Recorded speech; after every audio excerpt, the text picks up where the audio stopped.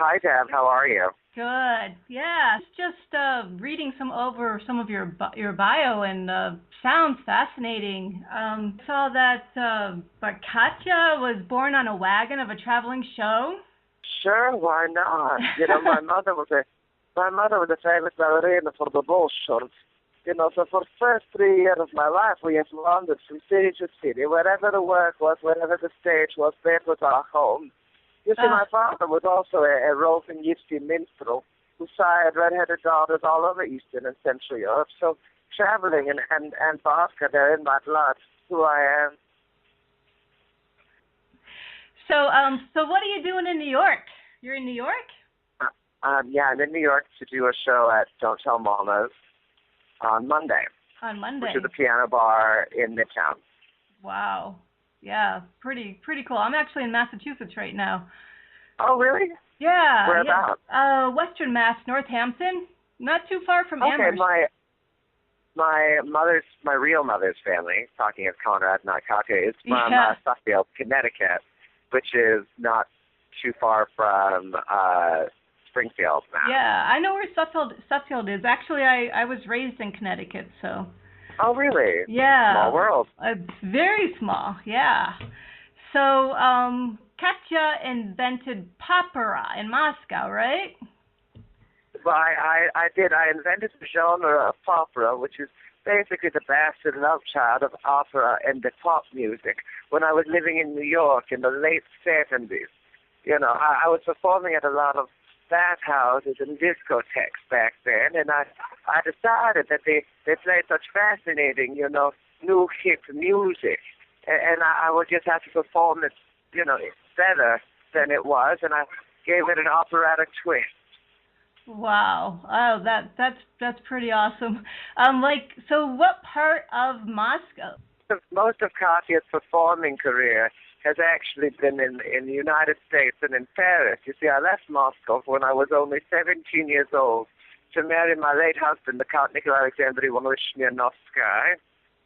And we had many happy years of marriage in Paris. And then when he died, leaving me with nothing, I was left with my furs and jewels, a Picasso, two Chagalls, a minor Titian, some lovely Louis XIV furniture, a Bentley, and my chateau on the Seine. I was basically destitute. So I moved to the America, and I came to New York City, where I took an apartment at the best building I could afford. I was destitute after all. It was a place called the Dakota, right there on Central Park West. It was there that I began to singing the opera for the people, because I love people, and I love opera, and I love pop. And together, I also felt that if you're singing opera, it's more likely they'll give you free drinks because you're not doing it in an opera house.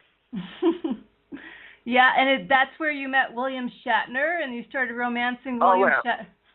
So, see, I met William Shatner back in '76.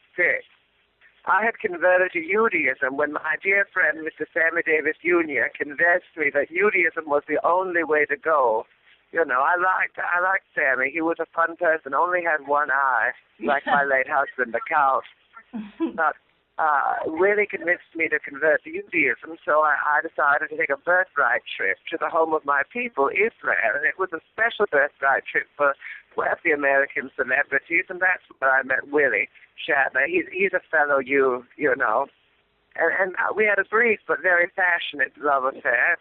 It only lasted 8 nights. It was during Hanukkah. During Hanukkah. Yeah, and how about young Barbra Streisand? I heard you mentored Barbra. Well, I met Babs. That was back in Paris before I moved to New York. It was 1966, and I was doing a show at the Ritz there in Paris. It was a little bit Kate Thompson, a little bit Khaled, and the hottest ticket in town. And one night, Babs came to the show. Babs had a terrible problem with stage fright. So she came backstage, and I offered her to come, perform with me the next day. And she was very young at this point, remember. And she was too frightened. So I gave her a few tips on how to overcome stage fright. Basically, tips on letting the audience avoid it. I taught her things like, always make sure your microphone matches your outfit. It distracts the audience.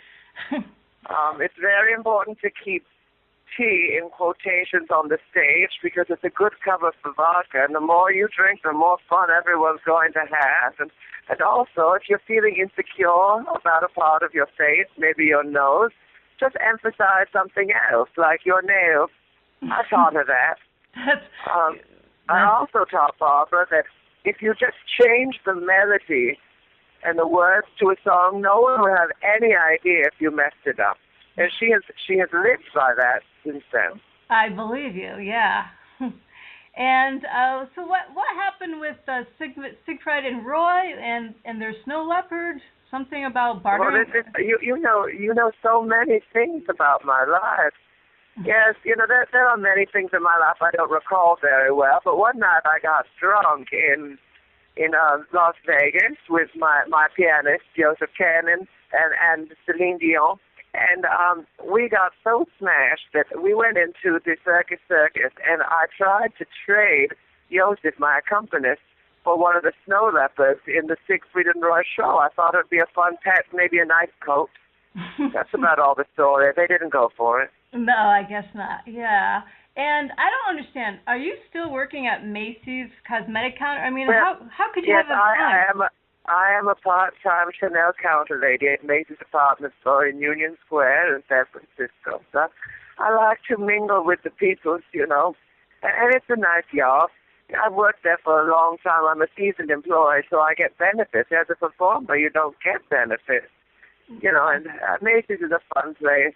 And I do like to be aided by the masses. It's my civil duty. And you probably get lots of good cosmetics at a good price too, right? Well, beauty is power. That's what I always say. I mean, more than a few of the Smirnoff-Skyy have visited Sotheby's to pay for this face. But I do enjoy the Chanel counter. I like a discount. I am a U.S. after all, so give it to me on sale, or don't give it to me at all. You're doing the show in San Francisco, and do you have other plans for any more surprises? Well, I'll be doing back in the USSR. Katya sings the Beatles songbook in August at the Raz Room, which will be very exciting. That's with my band. I actually have known all four members of the Beatles at one point or another in very different ways. And then what else we have? I'm doing in my Christmas spectacular at the Raz Room in December, and then there's countless other shows. I do a show at Martuni's every third Sunday of the month, and I host a cabaret contest every first Sunday. Well, you stay super busy. Yeah. So I try. Yeah. If you're too busy, you don't age. That's what I say. I don't have time to get old. No time to get old. Yeah. You started teaming up with Triptych Theater. This is their. Oh, this is our first joint production. Michael, he runs that production company. He was a fan of mine, and he said, "Katya, I think we could make some money. We should do a show." And I said, "All right, I'm all up for performing at a theater. This theater is called the Traveling Jewish Theater, and how appropriate is for me to doing a show at a traveling Jewish theater? I just think that's grand." Definitely, yeah. I mean, it's the right thing to do since you did date William Shatner during Hanukkah, right? I did. It's just one minor footnote in the epic story of my life. Yeah.